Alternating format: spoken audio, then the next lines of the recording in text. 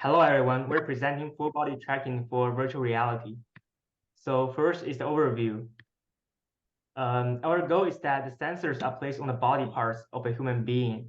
Then we want to have the tracking data streamed to a local server wirelessly. Then we can compute the post data from the tracking data in real time. And we can use the post data to drive a character in Unity. So here's our architecture drawing. And there are three main subsystems. The first one is a sensor network that records and posts data to a server in real time. So you can see the custom trackers on the right side, on the left side. Then the second one is the server that computes the post data from the received IMU data. This is the HTTP server in the middle. Then the third part is the Unity program that visualizes the post data. So there are four class topics. The first one is wireless, then it's multitasking, and then it's input and output. The last one is continuous dynamics. So class topics. So the first one, wireless. So basically, the communication is done among all the subsystems wirelessly and through a HTTP protocol in local area network. Then the second one is continuous dynamics. Basically, we use the time from the operating system as an input to the algorithm, and then the states evolves over time with the changing pitch angles. The third topic is input and output. We use I2C connection between the sensor and the microcontroller to get the IMU tracker data. Then we also design and solder and program the trackers. The last one is multitasking. So basically, we run the HTTP server and the algorithm in two separate threads. And we use a consumer and producer design pattern and mutual exclusion for accessing the IMU data. The next part is implementation. Yeah, and here is our hardware and firmware. So first we use a VR headset for our virtual reality world. And then we have used BNO55, which is an orientation chip to capture our body movement. And then ESP8266 with an MCU to send our data from Wi-Fi. So basically, for our embedded programming, we have 4 steps. First, we need to connect to the Wi-Fi, and then we pull the data from the IMU, and then we pull the and then we send the Wi-Fi HTTP post command. Yeah. Here is our 3D printing. We want to create a 3D model to sit our board. We use software such as Fusion 360 and process slider to generate G-code. We have some handles on the side to let the rope in and some slots to tap our board. For the first generation, we make it like a cigarette case. We want to plug our board into it. But when printing it, we find that when it is growing up, its width will become narrow, thus making our board hard to plug in. So we have the second generation. We clip it in the middle and close it to trap it in. And with success. Here is our final assembly of tracker units. We pass the rope into our handles to tie it to our body. Then we plug our board into the 3D model and also the battery. You can look at the middle picture. And the third picture is our actual display. You can see our trackers are smoothly tied to desired parts of one person's body. So for the algorithm, for the theory part, our algorithm is supposed to take input from global position of hands and head from the Unity, and also the accelerometer and gyroscope reading from the 10 IMU, and then it outputs the local RPY, which is roll, pitch, and yaw of each body part to the unit for visualization.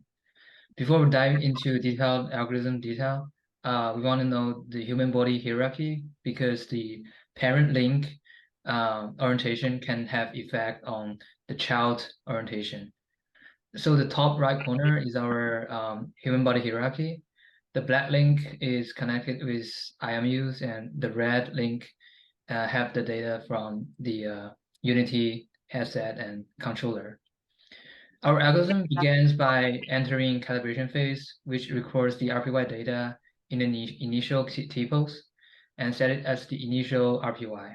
And then we also reset the gyroscope angle to 0. And then our algorithm just performs calculation from time to time. So for the mathematical detail, our accelerometer can compute tilt angle, which give us the roll and yaw. And our gyroscope give us angular velocity, and we can compute the pitch by doing integral over the angular velocity. And the global RPY IMU can be computed using equation 2 to 4 detailedly. And the local RPY can be computed by cutting off the local RPY from the parent link as shown in equation 5 to 12. And the next part is data smoothing in the algorithm. We basically have two methods that we can choose from. The first one is buffered averaging, which takes the IMU reading from each timestamp, like previous timestamp, and taking the average of them as the reading for the current timestamp. And exponential moving average is basically taking the current reading and also taking weighted reading of the previous calculated exponential moving average. And comparing between these two methods, we find that the buffer averaging has large smoothing effect, but it has large delay. And the exponential moving average has small delay and medium smoothing effect. Okay, so the server plays two roles. The first one is to facilitate data transmission. And the server it's in Python with a Flask library that supports HTTP protocol.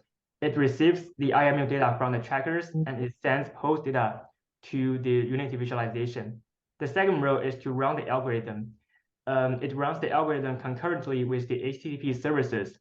We use a producer and consumer model.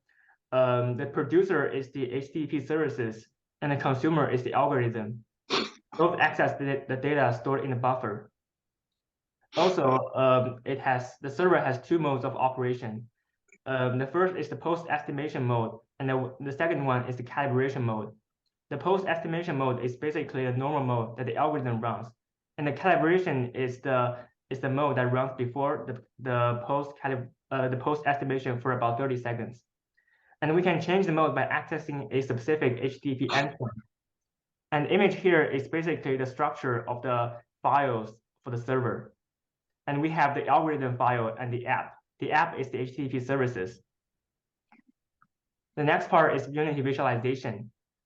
Basically, the character is controlled by a script in the scene. The script requests the post data from the server and assigns the post data back to the joins of the character. A selected portion of the character's joins are computed by the post estimation algorithm from the tracking data. And the mirror is placed in the scene so that the person wearing the VR headset can still see himself in the virtual environment. The next part is our results and discussion. We actually have a fairly good result. The basic functionality has been achieved with the help of reasonable hardware selection, soldering, and packaging. We basically can have the solver running and also wireless transmission of various data running at 30 Hertz. And we can perform the algorithm that calculates the orientation of each human body parts. We can have the visualization in Unity with 60 Hertz. And we also reach decent tracking accuracy. As you can see from the right image, the comparison between actual human pose and visualization. We can see that the movement of each body part is going to relative accurate position while maintaining reasonable orientation at each body link. And we also have very small response time. Yeah, but during the whole process, we still face some difficulties, including like the first one is the noisy IMU sensor input, which means we got noisy IMU and then we use some kind of filter to handle this one. And then the second one is the performance issue. So basically, we are rendering our VR virtual world on the VR headset, also on our host, and also doing the algorithm on our host, and then doing the virtual Wi-Fi server on our host. So as you can see, it's quite a lot for our host to handle all the requirement we want to do it. So we will probably need a stronger laptop, stronger graphic card if we want to host this system a little bit longer than currently what we have. And then a 3D printer issue, which causes printing a lot of garbage because of the setting from the on the printer. Yeah. So this concludes our presentation. Thank you. Thank you. Thank you.